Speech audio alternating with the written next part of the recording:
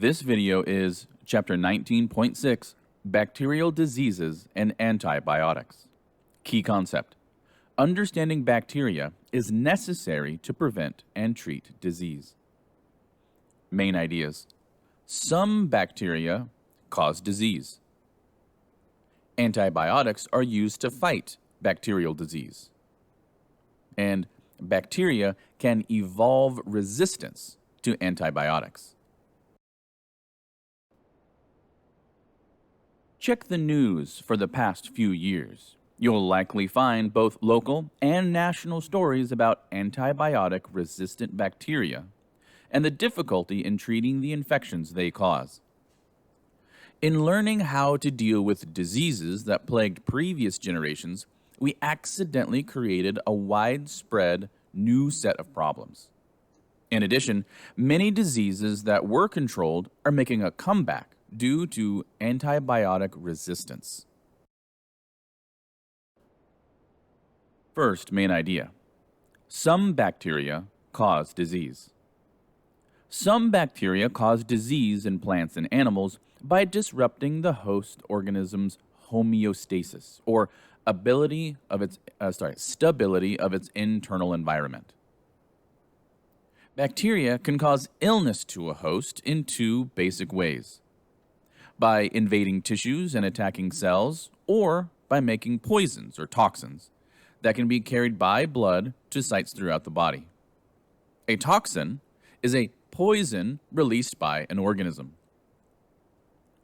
The disease tuberculosis, which can be signified by capital T, capital B, is an example of a bacteria invading the host tissues and using the tissues for nutrients. Mycobacterium tuberculosis bacteria multiply in the lungs, killing white blood cells that respond to the invasion. The host's reaction to an invasion by bacteria may itself cause serious problems.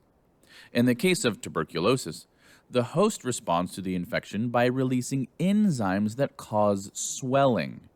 That swelling, in turn, damages the host's lungs.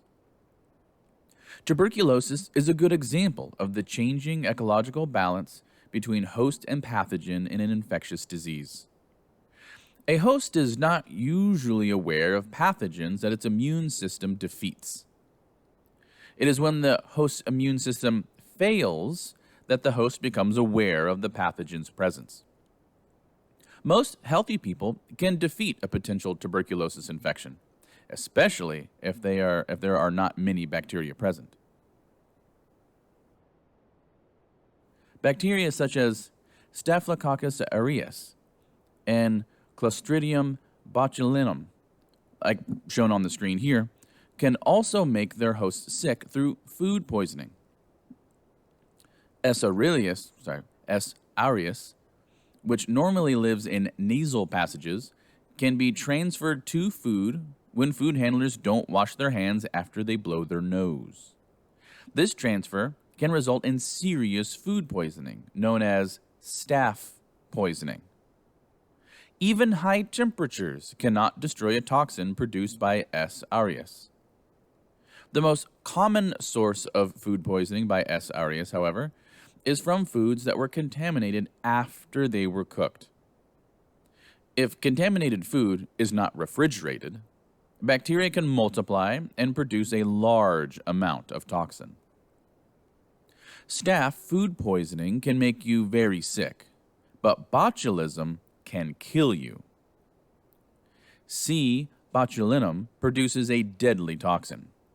Botulism poisoning is usually caused by the eating of improperly canned foods that were contaminated with endospores before being sealed. Bulging cans are a sign that C. botulinum may be present. Normally harmless bacteria can be destructive when introduced to a part of the host that it is not adapted for. Disease can result if these bacteria get into tissues they do not usually colonize through a cut, scrape, or a surgical incision. You can see one result of typically harmless streptococci. which we have normally in our mouths and noses, and often in our skin. We can see it becoming pathogenic, like on the screen here. There are also bacteria that cause these are also the bacteria that cause what is commonly known as strep throat.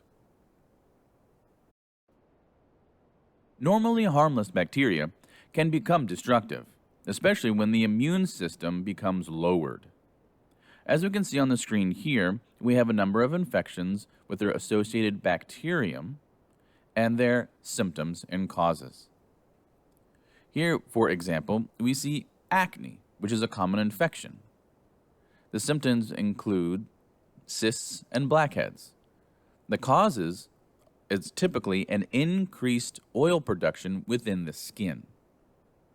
Please note any other infections of which you need to take note for your power notes.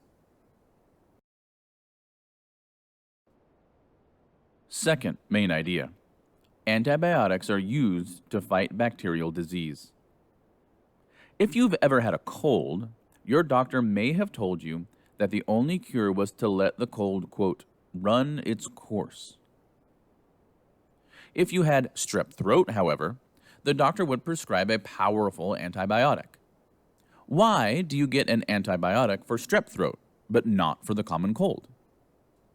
Colds and strep throat are treated differently because they are caused by different pathogens. Viruses cause colds, while Bacterium streptococcus causes strep throat. Many types of antibiotics or chemicals that kill or slow the growth of bacteria work by stopping bacteria from making cell walls. Antibiotics are produced naturally by some species of bacteria and fungi. They can be used as medicine for humans and other animals without damaging their cells, since animal cells do not have cell walls. Because viruses lack cell walls, antibiotics do not work on viral infections. Antibiotics can be effective when used properly, but they should not be the first line of defense against bacterial infection. Prevention should. Overuse of antibiotics can completely wipe out the community of intestinal microbes, resulting in illness. Third main idea. Bacteria can evolve resistance to antibiotics.